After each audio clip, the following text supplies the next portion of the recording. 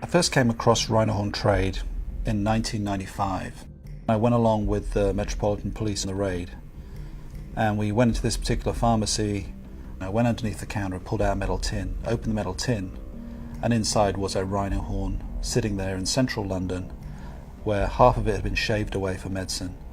And it was really shocking to have this rhino horn in my hands that had been, not so long ago on the face of a rhino in Africa. Rhinos are one of the most exploited species by poachers for their horns.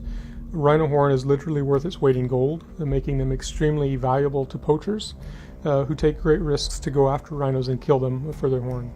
One of the biggest crisis areas we have right now is in the rhino poaching in South Africa. We have seen an explosion in poaching of rhinos in South Africa, 5,000% increase since 2007. It's unbelievable. We've never seen that kind of trend and massive change. And this is in a country that has had great success until recently with rhino conservation. So we have to be extremely concerned about other countries that are much less well equipped to deal with these problems. A few years back, Zimbabwe lost a quarter of its rhino population within just a few short years. Kenya has lost a number of rhinos as well. For Sumatran rhinos, we only really have about 4 locations where there's a hope of saving the species. And for Javan rhinos, we just have one site in Java where Javan rhinos actually survive. And there's none in captivity. And really, you can't get much more on the edge of extinction than that. Every single rhino is under threat from poaching at the moment. What has emerged in recent years is a rumor, a myth in Vietnam, that rhino horn can be used to cure cancer. We've also heard rumors of rhino horn being used in things like curing hangovers as well. So as a result, we've seen demand for rhino horn in Vietnam skyrocket. Reputable universities that study Asian medicine, some of which are tremendously effective, have never shown that rhino horn, which is just really finely compacted hair, has any medicinal value. If anybody is out there curious about the effect of rhino horn, they can simply chew on their hair or their fingernails. It's exactly the same effect. If anything, this is harmful to people's health because someone takes the rhino horn medicine instead of getting real treatment. Rhino horn is never that.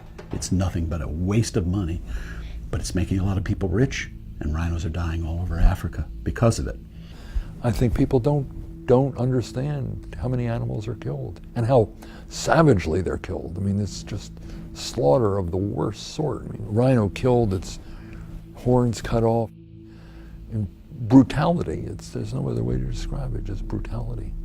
I had a rhino horn trader who said, well, the rhino dies and someone picks up the horn, I'm not doing any harm. And it wasn't disingenuous. He really didn't understand that now rhinos have to have 24/7 protection and that they're being killed, and not only them, but even the rangers protecting them are being killed because of the demand for rhino horn. This is such organised crime and such high value crime. It's the same people doing this sort of crime as a smuggling human smuggling, drugs smuggling, guns, and that can lead to all sorts of direct violence. So we just have this escalating demand, weak institutions, and countries need help if they're going to be able to hold the line and protect their wildlife. In order to address this problem successfully, we need action at all levels. We need it globally with better coordination and commitments to law enforcement. We need political action with global leaders making this a serious crime. We need action on the ground with frontline enforcement brigades. We need action in consumer countries to reduce demand. We need regular people to help raise awareness. What the average person can do is to make sure everybody they know, they interact with, knows that buying rhino horn, using rhino horn is just unacceptable. It doesn't matter which country you live in, it's still an issue, and everyone needs to know that this is socially unacceptable everywhere in the world.